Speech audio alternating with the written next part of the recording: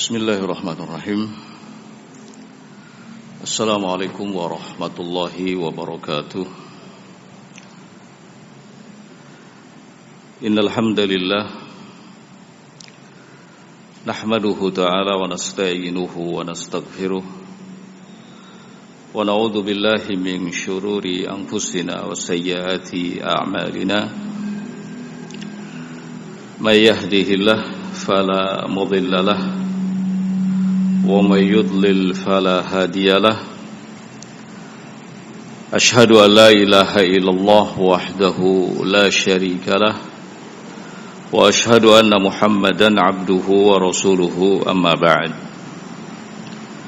إخوة الكرام مسلمين والمسلمات رحمني ورحمكم الله. Di sesi yang kedua ini kita akan kembali melanjutkan kajian kita dari kitab Syama'ilun Nabi sallallahu alaihi wa ala alihi wasallam, mengenal lebih dekat Nabi kita Muhammad sallallahu alaihi wa ala alihi wasallam. Di pertemuan sebelumnya kita sudah sampai di hadis ke-6. Untuk itu kali ini kita mulai dari hadis yang ke-7. Masih tentang penyebutan fisik ya Nabi sallallahu alaihi wa ala alihi wasallam.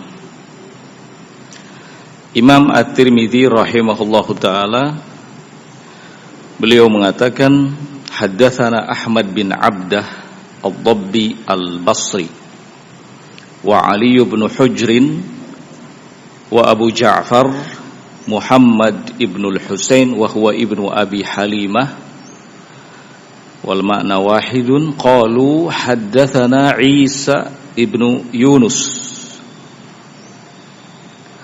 an Umar ibn Abdullah Maula Ghufrah qala haddatsani Ibrahim bin Muhammad bin Walad Ali ibni Abi Talib radhiyallahu ta'ala anhu qala kana Ali radhiyallahu ta'ala anhu idza wasafa an-nabiy sallallahu alaihi wa ala alihi wasallam qala lam yakun Rasulullah sallallahu alaihi wa ala alihi wasallam bit-tawilil mumaghati wala bil qasiri kana rabba'atan. Disebutkan dalam hadis ini bahwa sahabat Ali bin Abi Talib ketika memberikan gambaran tentang ciri dari fisik Nabi kita Muhammad sallallahu alaihi wa ala alihi wasallam, kata beliau, Rasulullah sallallahu alaihi wasallam itu bukan orang yang terlalu tinggi, tapi tidak juga terlalu pendek. Beliau sallallahu alaihi wa ala alihi wasallam adalah orang yang robba'ah, sedang, pertengahan. Disebut terlalu tinggi tidak, disebut terlalu pendek juga tidak. Di pertemuan sebelumnya sudah kita sampaikan, meskipun disebut tidak terlalu tinggi, tapi lebih cenderung apa? Tinggi daripada pendek. Nah, qala walam yakun bil ja'dil qatati wala bis sabti, kana ja'dan rajulan. Dan beliau sallallahu alaihi wa ala alihi wasallam, kalau dari segi rambutnya, maka rambut beliau itu tidak keriting, tidak juga lurus. Enggak keriting, tidak lurus. Tapi ja'dan rajilan, ada di antara keriting dan lurus. Makanya sebagian orang ada yang mengatakan kalau rambut beliau sallallahu alaihi wasallam itu cenderung bergelombang gitu. Walam yakul bil mutahhami wala bil mukalthami abyadu mushrabun. Lalu kata sahabat Ali bin Abi Thalib radhiyallahu taala anhu ketika menggambarkan sosok Nabi kita Muhammad sallallahu alaihi wasallam, dan ini tentu sumbernya sangat terpercaya ya.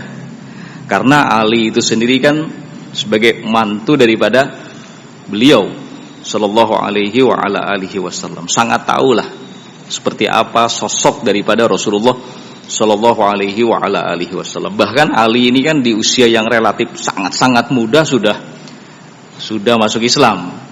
Ya.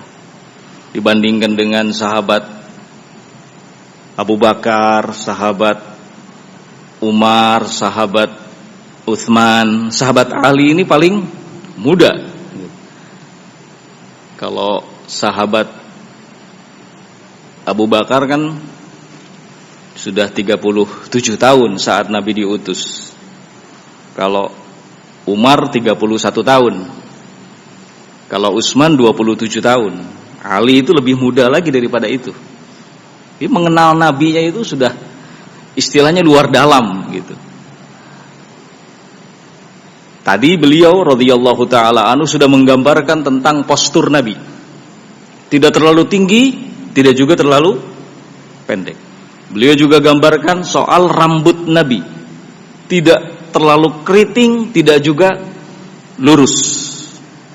Lalu kata beliau, lam yakun bil mutahhami. Nabi sallallahu alaihi wa ala alihi wasallam bukan orang yang gemuk besar bodinya, badannya. Wala bil mukalthami.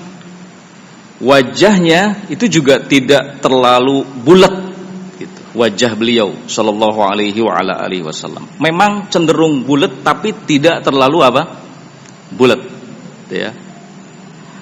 Abyadu mushrabun, warna kulitnya putih tapi tidak terlalu putih. Tapi kalau orang lihat itu sudah bisa menyimpulkan kalau warna kulit beliau sallallahu alaihi wasallam itu putih gitu. Ya. Qala ad'ajul ainain ahdabul ashfar jalilul mushash wal katad. Beliau sallallahu alaihi wa ala alihi wasallam adalah orang yang ad'ajul ainain, kedua bola matanya hitam. Ahdabul ashfar, bulu matanya panjang. Kemudian jalilul mushash wal katad, tulang-tulang besarnya panjang dan bidang, ya. Qala ajradu dzu masrubatin shathnul kaffain wal qadamain idza masya taqalla'a wa idzal tafata iltafata ma'an. Berikutnya, beliau sallallahu alaihi wa ala alihi wasallam tidak memiliki banyak bulu di badannya. Tetapi dzu masrubatin, ada bulu di bagian dadanya. Ya. Idza masya taqalla'a ka'annama yanhattu fi sababin. Kalau jalan maka beliau berjalan dengan tegak gitu. Seperti orang yang melewati jalan yang menurun. Lalu kalau beliau menoleh, maka beliau akan menoleh dengan sempurna. Disampaikan sebelumnya, Kalau beliau itu menoleh ke kanan atau ke kiri, maka tidak hanya sebatas wajahnya, tapi disertai dengan apa? Badannya. Luar biasa. Sehingga kebiasaan beliau SAW itu kalau ada orang yang bertanya di samping kanannya misalnya, atau yang bicara di samping kirinya, maka beliau akan memutar seluruh badannya.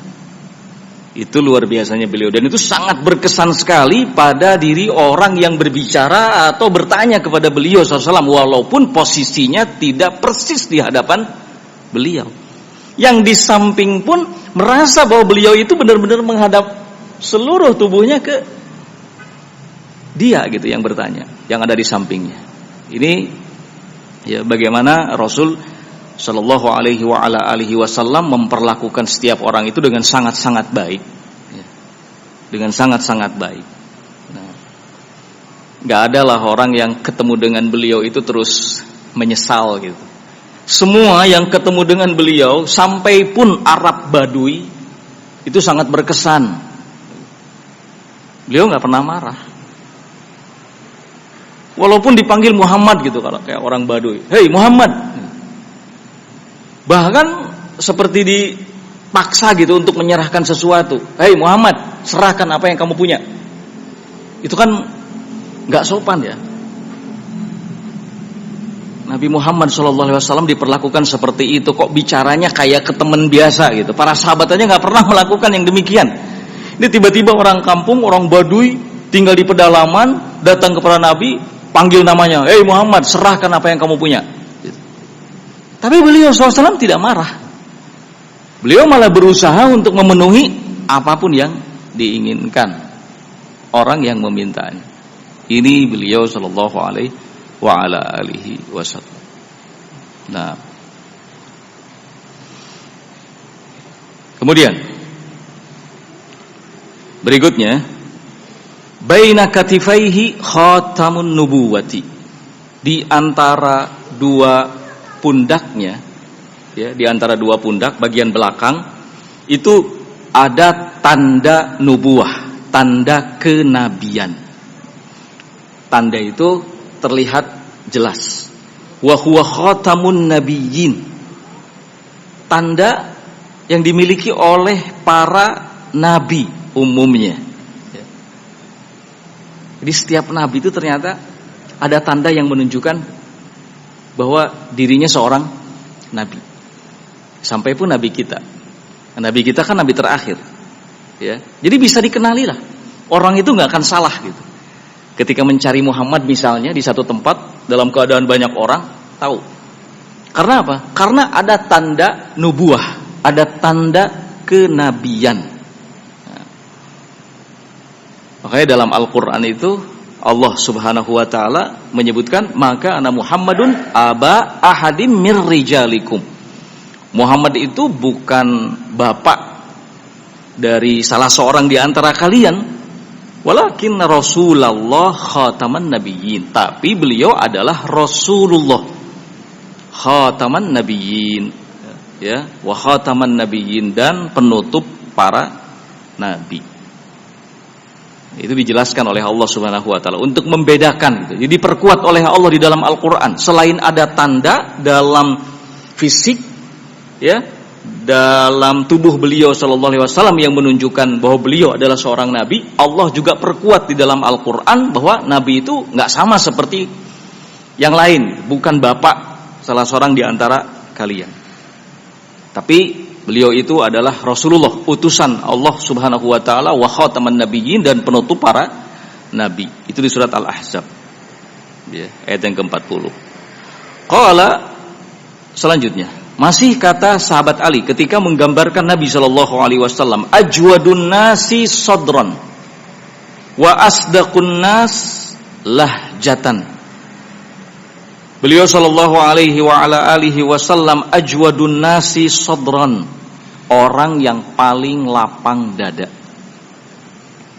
Orang yang paling lapang dada, wa asdaqun nasi lahjatan, dan orang yang paling jujur pembicaraannya.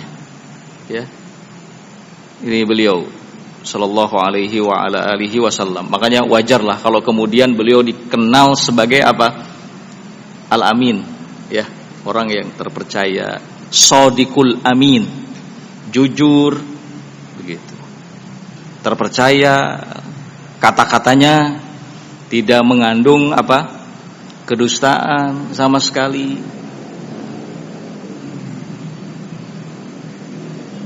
Qala wa alyanuhum 'arikatan wa akramuhum 'ishratan. Beliau sallallahu alaihi wa ala alihi wasallam adalah orang yang paling lunak wataknya, lembut orangnya. Bukan orang yang kasar, bukan orang yang kaku, tapi lembut begitu. Wa akramuhum 'ishratan, paling dermawan, paling mulia lah dalam pergaulan. Baik sekali dalam muamalah begitu. Man ra'ahu badihatan habahu. Siapapun yang baru pertama kali melihat beliau sallallahu alaihi wa ala alihi wasallam, habahu, pasti akan merasa kagum kepadanya. Akan merasa kagum kepadanya dan akan membuatnya hormat kepadanya. Ya, jadi benar-benar karismatik begitu. Nyaris tidak ada kekurangan, ya, dari segala sisi. Nah, akhlaknya sudah nggak perlu dipertanyakan lagi, ya kan? Akhlaknya Al-Quran, fisiknya pun demikian. Terbaik memang Allah Subhanahu Wa Taala ciptakan Rasulnya, ya, Nabi kita Muhammad Sallallahu Alaihi wa ala alihi Wasallam. Siapapun yang melihatnya pasti akan kagum, ya, pasti akan menaruh rasa hormat padanya. Nah, jadi memang meskipun bashar gitu ya, manusia biasa, tapi tetap ada kelebihan. Kelebihan itu nggak bisa dibohongi. Makanya diungkap oleh para sahabat tentang kelebihan beliau Shallallahu Alaihi Wasallam. Bukan dalam rangka gulu kepada Nabi, bukan, tapi untuk menjelaskan bahwa ini memang orang kepercayaan Allah Subhanahu Wa Taala. Seperti ini memang sosoknya, ya. Jadi akan menambah rasa cinta kita, ya, iman kita kepada beliau sallallahu alaihi wa ala alihi wasallam. Berikutnya kata sahabat Ali, wa man khalatahu ma'rifatan ahabbahu. Siapapun yang bergaul dengan beliau, selalu bersama dengan beliau sallallahu alaihi wasallam, ahabbahu, pasti akan mencintainya. Pasti akan mencintainya. Karena apa? Karena kelembutannya.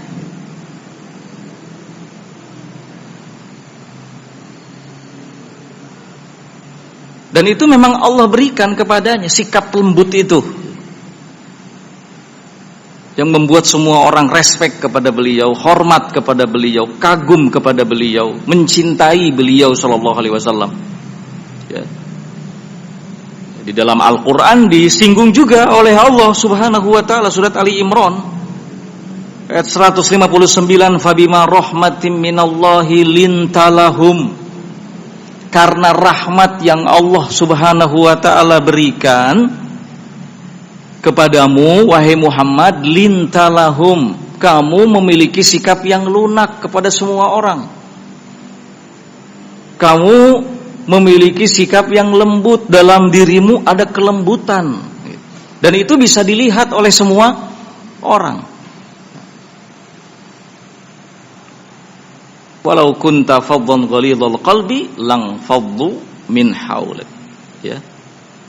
Kalau seandainya kamu keras hati, kaku, lang faddu, tentu akan menjauhimu min haulik, orang-orang yang ada di sekitarmu.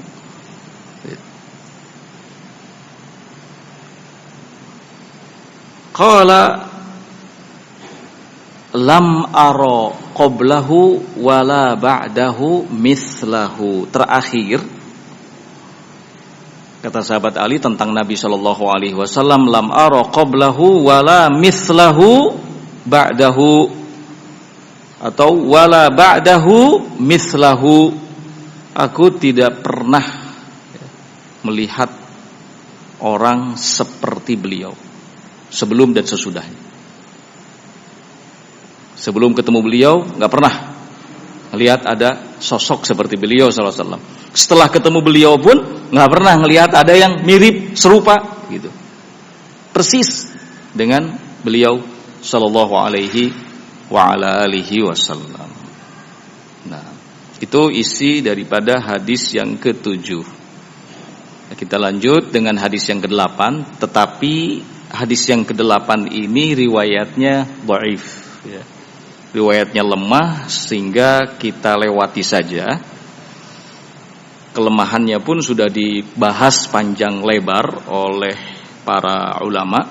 Nah, bahkan Imam Ibnul Qayyim rahimahullahu taala secara khusus juga memberikan komentar ya, bahwa hadis ini yang diriwayatkan dari Hindun bin Abi Halah.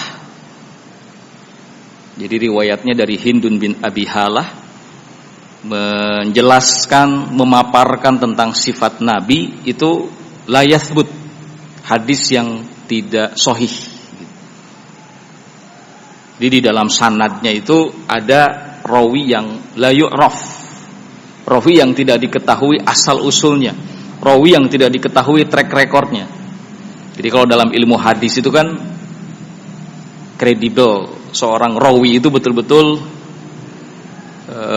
menentukan ya segala sesuatunya, kekuatan hafalannya, kemudian keadilannya, kemudian bagaimana dia muamalahnya, perilakunya, muruahnya, itu semuanya jadi sorotan. Ketika ada seorang rawi dari segi kekuatan oke, bagus, dari segi muamalah, muruah, menjaga muruahnya baik, adil, maka diterima hadisnya. Tapi kalau tidak, nggak diterima. Apalagi yang memang tidak ketahuan begitu biografinya, tiba-tiba muncul saja nama fulan. Ini siapa? Lebih-lebih. Ini salah satu penyebab dhaifnya itu karena dalam sanadnya ada seorang rawi yang la yu'raf, yang tidak dikenal. Kalau dalam istilah ilmu hadis ya katakan majhul gitu ya, majhulul ain. Majhulul ain itu orangnya itu nggak terdeteksi. Ya. Majhul itu kan ada dua, ada majhulul ain, ada majhulul hal. Kalau majhulul ain itu orangnya memang tidak terdeteksi, tiba-tiba muncul saja namanya. Beda dengan majhulul hal. Kalau majhulul hal itu orangnya terdeteksi, memang ada, tapi tidak bisa diketahui track recordnya, perjalanannya kayak apa, hafalannya seperti apa, keadaannya itu nggak diketahui. Ya, lebih berat yang pertama, yang majhulul ain. Nah, kita juga kan kadang-kadang bertanya-tanya, kalau namanya ada kok orangnya nggak ada, siapa? Ragu kan? Nah, ragu. Yang kita tahu ada orangnya, terus kita nggak tahu bagaimana kondisinya, ini juga ragu. Apalagi yang orangnya tidak diketahui, batang hidungnya nggak jelas ada di mana. Nah, baik, hadis yang ke-9 berarti kita loncat langsung masuk di hadis ke-9. Nah, qala haddatsana Abu Musa Muhammad ibnul Muthanna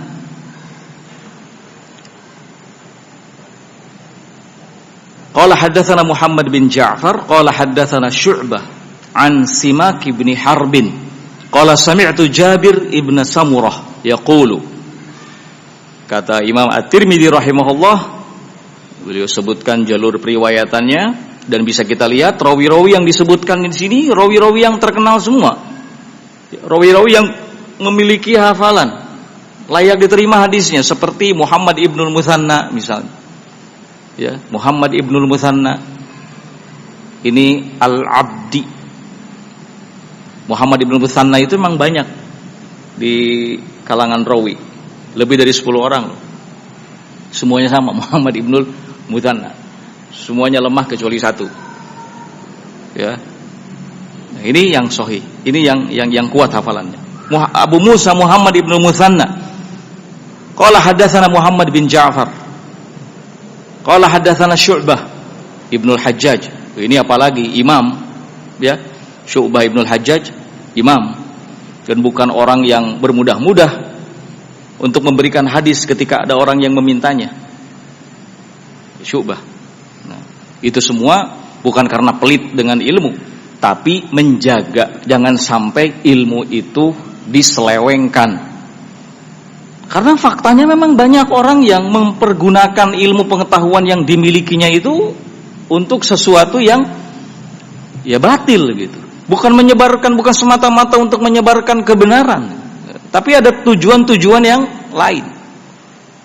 Makanya wajar kalau dalam perjalanan ahli hadis itu ada yang cenderung sulit gitu dimintai hadis itu.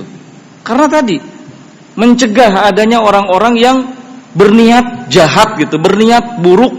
Kalau sampai terlalu mudah memberikan hadis, bisa saja kemudian hadis itu dimodifikasi sehingga muncul hadis yang baru. Nah, ini kan merepotkan. Nah, itu tujuan daripada para ulama ahli hadis. Makanya mereka itu luar biasa ya. Mempertahankan kemurnian agama itu luar biasa. Kita patut bersyukur kepada Allah Azza wa Jalla. Ya. Ahli hadis, ahli sunnah, itu orang-orang yang begitu ketat, ya. Begitu ketat penjagaannya terhadap hadis, dan mereka hanya memprioritaskan hadis-hadis yang sahih, yang bisa dipertanggungjawabkan. Kalau yang lemah, yang nggak bisa diterima, nggak ada kompromi, nggak ada mentang-mentang. Tapi kalau dari segi makna sih bagus ini, untuk memotivasi orang biar rajin ibadah gitu. Yang tadinya malas jadi rajin, udahlah kita sebarkan aja. Nggak ada cerita kayak gitu di sisi ahli hadis dulu, ya. Tetap mereka akan sampaikan ini palsu. Kalau palsu, palsu. Ini lemah sekali. Kalau lemah sekali, dibilang lemah sekali. Ini matruk, hadis yang harus ditinggalkan. Ini mungkar, riwayat yang ditolak. Tegas. Nggak kayak orang kita sekarang terlalu sayang sekali gitu. Sampai pun kepada hadis-hadis yang palsu, sayang sekali. Daripada dibuang, mending diambil lah, lumayan buat ngasih semangat orang. Cuman sayangnya itu nggak dikasih penjelasan kalau hadis itu palsu. Gitu. Kalaupun kita mau misalnya menyampaikan bahwa ini ada hadis loh, isinya begini, ya, tapi palsu, harus kita sampaikan. Tapi sayang, hadis ini palsu. Contoh misalnya, ada orang datang bertamu ke rumah kita. Sudah kita siapkan ini hidangan luar biasa. Apa sih yang kurang? Semua ada kok. Minumannya ada, makanannya ada, yang berat, yang kecil, yang sedang, ya, yang pertengahan, yang mahal, yang murah, yang pertengahan. Pokoknya semua lengkap. Itu si tamu disuruh makan sulit. Entah apa misalnya alasannya gitu. Ayo, silakan dinikmati, silakan dicicipi. Oh iya, terima kasih. Tapi tidak juga mencoba untuk mencicipinya. Akhirnya, wah, ada hadis disampaikan kepadanya. Mohon maaf Pak, nun sewu. Ada hadis ini. Hadis. Idza ja'akumut ta'am fa'akrimu. Kalau sudah dihidangkan makanan di hadapan kalian, maka hormatilah makanan itu. Cara menghormati makanan bagaimana? Dicicipi, dimakan. Ini kan ngasih motivasi, ya enggak? Tapi pakai hadis. Cuma hadisnya apa? Palsu. Akhirnya si tamu takut juga kan, dikasih dalil loh, dikasih hadis. Oh iya, akhirnya mau.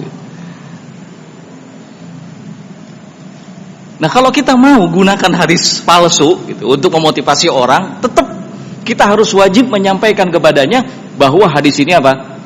Hadis palsu. Ya, misalnya setelah dia mulai kelihatan makan, lahap apa segala macam, baru bilang, nun sewu lagi, afwan, tadi itu hadis yang saya sampaikan itu bukan hadis, hadis palsu. Supaya tahu begitu.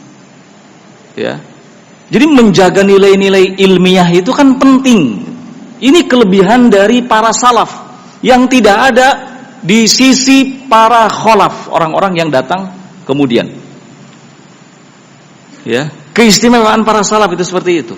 A'lam wa ahkam. Lebih ilmiah, lebih bijak.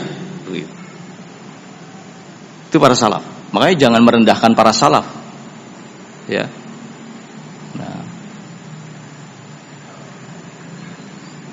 Kalau tidak dijelaskan bahwa ini hadis palsu, ini hadis lemah sekali, itu khawatir diyakini sebagai bagian daripada agama. Itu kan bahaya. Kalau sudah diyakini sebagai bagian daripada agama, maka ketika mengamalkannya itu serasa mengamalkan perintah Allah, perintah Rasul. Dan pada akhirnya akan merasa yakin ini pasti berpahala. Padahal tidak. Penyelewengan hadis itu memang tidak hanya terjadi belakangan, di zaman para salaf juga terjadi. Makanya kenapa para salaf itu begitu ketat. Ya, contoh sederhana misalnya an-nadhafatu minal iman, ya kan? Itu kan sebenarnya seperti penyelewengan gitu, penyelewengan dari hadis yang sesungguhnya. Kalau hadis yang sesungguhnya kan at-tahuru syatrul iman, kesucian, syatrul iman adalah bagian daripada iman. Kalau ini bunyinya an-nadhafatu minal iman, kebersihan bagian daripada iman. Biasanya ditempel di sekolah-sekolah, memotivasi anak-anak untuk jaga kebersihan gitu. Keep the clean gitu kan. An-nazafatu minal iman. Kebersihan adalah bagian daripada iman. Tapi itu sudah kadung dianggap hadis gitu. Ya. Padahal sebenarnya itu bukan hadis. Yang hadis bunyinya at-tuhuru syatrul iman. Nah, kembali ke pembahasan dari Syu'bah dari Simak bin Harbin. Simak bin Harbin berkata, sami'tu Jabir ibn Samurah. Saya mendengar sahabat Jabir bin Samurah yaqulu, mengatakan, kana Rasulullah sallallahu alaihi wa ala alihi wasallam dhali'al fami, ashkalal aini, manhusal aqibi. Qala Syu'bah, qultu lis-Simak ma dhali'ul fam, qala 'azimul fam. Qultu ma ashkalul ain, qala tawilu shiqqil ain. Qultu ma manhusul aqibi, qala qalilu lahmil aqibi. Rasulullah sallallahu alaihi wasallam adalah orang yang dhali'ul fam, ashkalal ain, manhusal aqibi. Setelah selesai riwayat itu disampaikan, kemudian salah seorang rawi, Syu'bah, karena memang dikenal kritis rawi ini, Imam Abul Hajjaj, Syu'bah ibnul Hajjaj, kritis, bertanya kepada Simak.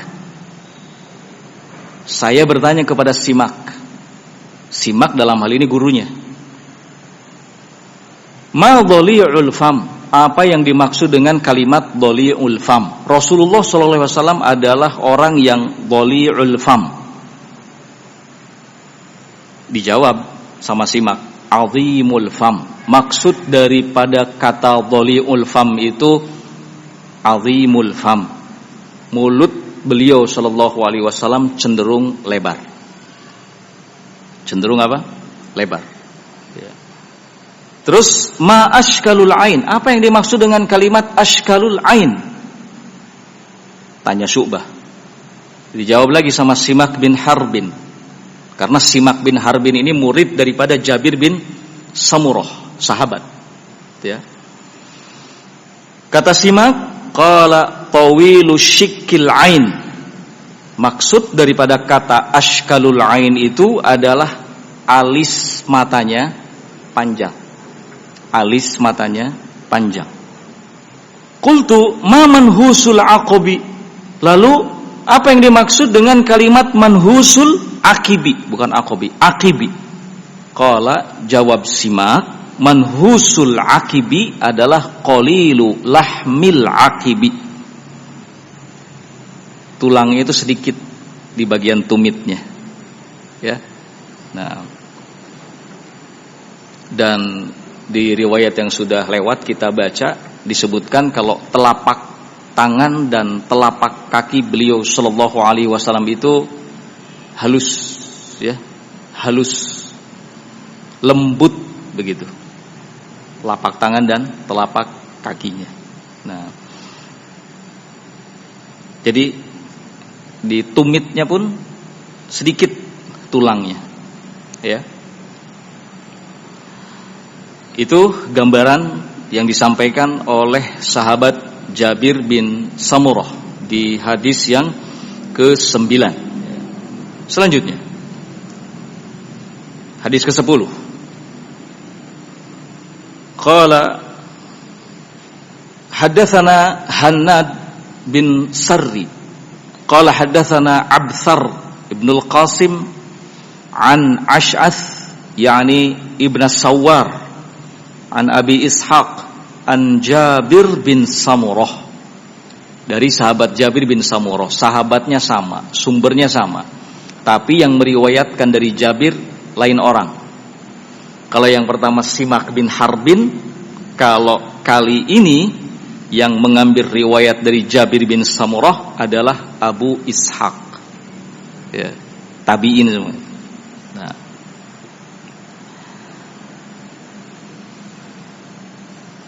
qala ra'aitu Rasulullah sallallahu alaihi wasallam lailati idhiyan. Kata Jabir, aku pernah melihat Rasul sallallahu alaihi wa ala alihi wasallam fi lailatin idhiyan, di malam purnama, di malam purnama.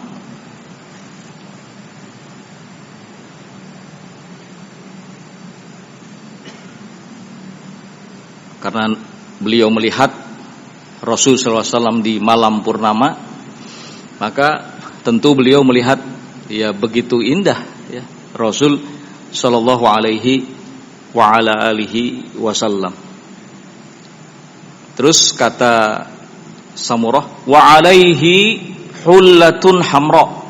Saat itu beliau sallallahu alaihi wasallam mengenakan baju merah. Dan di pertemuan sebelumnya harus diingat, baju merah yang dikenakan oleh Rasul sallallahu alaihi wasallam itu bukan merah polosan, tapi ada warna lainnya. Karena beliau sallallahu alaihi wasallam melarang, ya, melarang untuk memakai kain atau baju yang berwarna merah, merah semuanya, nggak ada salur-salurnya. Kita ulangi lagi bahwa para ulama mengkompromikan dua hadis. Hadis pertama, Rasul melarang mengenakan baju atau kain yang berwarna merah. Hadis kedua, keterangan bahwa beliau sallallahu alaihi wasallam mengenakan baju atau kain yang berwarna apa? Merah. Ini kan seperti kontradiktif. Dikompromikan oleh para ulama, dijamakkan oleh para ulama bahwa baju merah yang beliau kenakan itu bukan merah polos semuanya merah, tapi ada warna yang lainnya, ada salurnya. Misalnya adalah sebagian sisinya warna lain. Kan biasa ya, kadang-kadang baju kan ada 2 warna, ada 3 warna, ya kan? Bagaimana kita mengkombinasikannya dengan baik, ya. Jadi soal kombinasi baju itu ternyata tidak hanya terjadi di masa sekarang. Zaman dulu pun sudah ada model kayak begitu. Jadi jangan sampai bilang, wah nggak boleh nih baju kok 3 warna, 4 warna, bagian dada biru misalnya, bagian dada biru misalnya, terus bagian yang lainnya warna lainnya, ya. Nggak boleh, enggak. Boleh-boleh saja, ya, boleh-boleh saja, baik, nggak masalah. Karena tujuan utama dari pakaian yang dikenakan itu adalah supaya memperindah orang yang mengenakannya. Dan penting juga untuk disampaikan di sini bahwa para sahabat itu adalah orang-orang yang begitu perhatian soal penampilan. Ya. Para sahabat adalah orang-orang yang sangat perhatian soal penampilan. Mereka tidak meremehkan soal ini. Buktinya apa? Buktinya pertanyaan sahabat yang diajukan kepada Nabi Shallallahu Alaihi Wasallam ketika Nabi menjelaskan tentang kesombongan. Ketika Nabi menjelaskan tentang apa? Kesombongan. Ya. Para sahabat kan bertanya, wahai Rasul, bila di antara kita ada yang senang memakai sandal yang bagus, baju yang bagus, apakah itu masuk kategori sombong? Kata para ulama, kata-kata ini menunjukkan bahwa para sahabat adalah orang-orang yang perhatian soal apa? Penampilan. Ya. Biarpun kita pakai gamis ya jangan asal-asalan. Pakai gamis yang baik. Dan itu disukai kan oleh Allah. Ya. Nah. Ditanyakan kepada Rasulullah, gimana kalau ada orang yang kecenderungannya senang pakai sandal yang bagus, baju yang bagus, apakah itu masuk kategori sombong? Sekali lagi para ulama menyimpulkan dari pertanyaan ini menunjukkan bahwa kebiasaan para sahabat itu selalu memperhatikan penampilan, begitu. Ya. Berarti penampilan penting. Oh iya, sangat-sangat penting. Bukan untuk pamer ini dan itu, bukan, tapi untuk menunjukkan bahwa ini loh muslim. Ya, ini loh muslim. Seorang muslim itu kan orang yang harusnya paling tahu dong soal kebersihan, ya kan? Soal kerapihan, begitu. Karena innallaha jamilun yuhibbul jamal. Allah itu indah dan menyukai yang indah, dan itu diungkapkan juga oleh Rasul. Kalau soal orang pakai sendal bagus, baju bagus, bukan sombong. Alasannya Allah jamil dan mencintai jamal, keindahan. Baru kemudian setelah itu beliau katakan sombong itu batarul haq wa ghamtun nas, menolak kebenaran, meremehkan manusia. Nah, ini yang sombong. Kalau sebatas seseorang selalu memperbaiki penampilannya supaya tampak rapi, dan orang yang berpenampilan rapi itu kan tidak harus mengenakan pakaian atau sandal yang harganya melebihi batas maksimal. Nggak harus yang mahal kan? Biarpun yang biasa-biasa saja tapi rapih begitu, kan tetap indah kelihatannya. Nah, bersih begitu kan tetap indah. Jangan sampai gamis sebulan bolak-balik dipakai etawai. Ini kan menyelisihi apa ya? Menyelisihi fitrah lah. Gitu. Nah, harus perhatikan soal kebersihan, soal ini. Nah, kembali kepada pembahasan, disebutkan wa alaihi hullatun hamra, Rasulullah SAW mengenakan baju atau pakaian yang berwarna merah.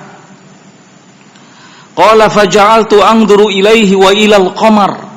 Saking terpanaknya Samurah atau Jabir bin Samurah, sesekali kata Jabir, aku lihat sosok Nabi, kemudian berikutnya aku lihat bulan. Bulan dilihat, Nabi dilihat. Lihat Nabi, terus lihat bulan. Lihat Nabi, terus lihat bulan. Nah, ini kata Jabir. Anzuru ilaihi wa ilal qamar, falahu wa indi ahsanu minal qamar. Sampai akhirnya aku berkesimpulan bahwa beliau sallallahu alaihi wasallam lebih indah daripada bulan itu sendiri. Padahal bulan purnama kan indah ya. Enggak kayak Badru gitu. Badru kan sepotong aja deh. Ya.